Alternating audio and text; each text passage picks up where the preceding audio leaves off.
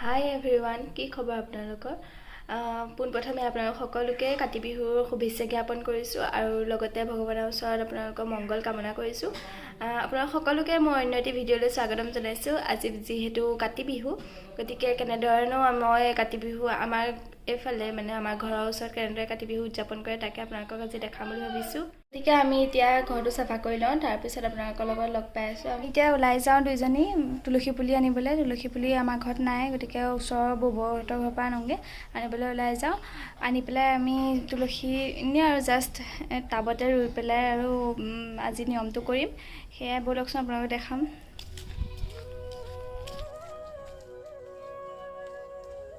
এইটো পাই গ'লোঁ।